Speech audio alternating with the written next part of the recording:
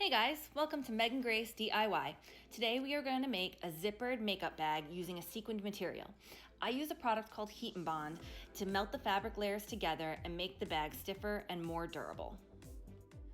The supplies you're going to need for today's tutorial is an 8.5 by 11 inch piece of paper, 1/3 of a yard of a fabric of your choice. I chose a sequin fabric since it tends to be more difficult. 1/3 of a yard of a quilted fabric that you can find at any fabric store. 1/3 of a yard of Heat and Bond, which I have linked below. A 10-inch zipper, but if it's longer, that's okay. A pair of scissors, some pins, and some thread.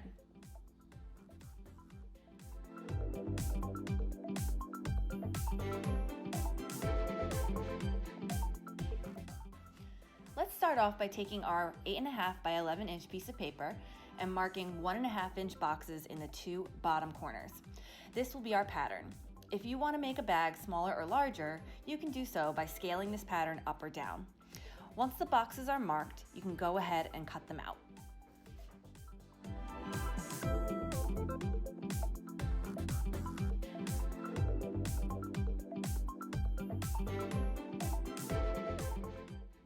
Next, we're going to pin our pattern to our quilted fabric that's been folded in half. This way, when we cut it out, we'll get two separate pieces.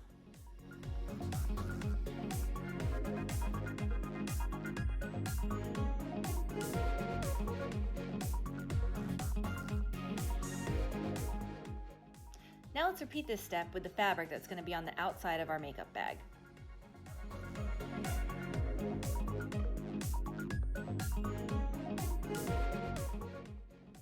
Let's repeat the cutting process one more time with our Heat and Bond. Heat and Bond is an iron-on adhesive that can be used for appliques and other kinds of projects like today's.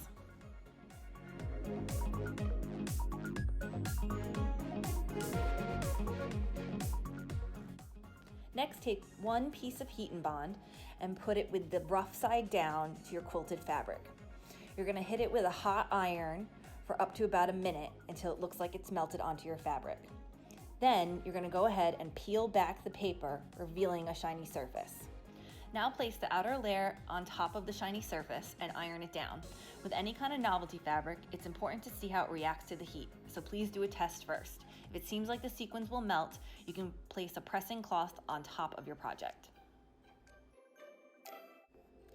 Next, take the edge of the bag that has no corners cut out and run a zigzag stitch from top to bottom. Now we're going to work on our zipper. Take the zigzag edge and fold it under 3/8 of an inch. Then place this on top of the zipper tape and pin it down.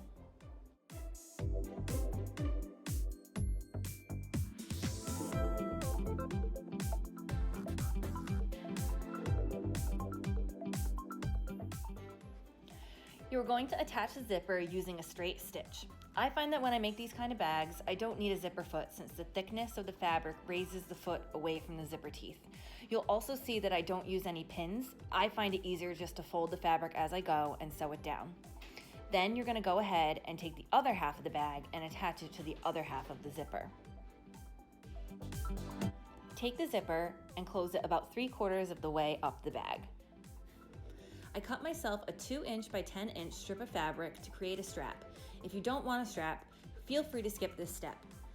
Fold each side of the fabric into the center by 1/2 inch and press it down with the iron. Then fold the strap in half lengthwise and press down again.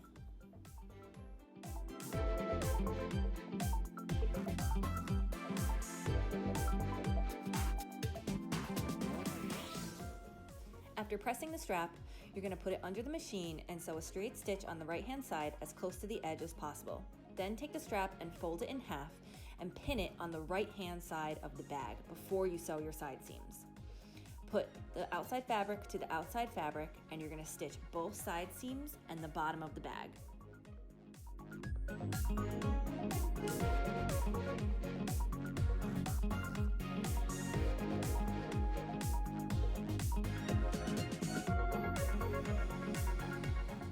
After completing the straight stitch, I do a zigzag stitch right beside it to finish out the fabric and keep it from fraying. While sewing my side seam, I secured the edge of the zipper, so now I can cut off any excess zipper teeth.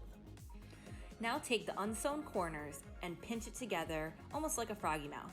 You're gonna sew it with a straight seam and finish it off with a zigzag. Now we made it to the last step.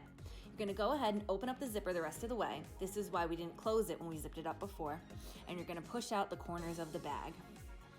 Once you've done that, you can zip it closed, and you, my friend, are all done. Congratulations.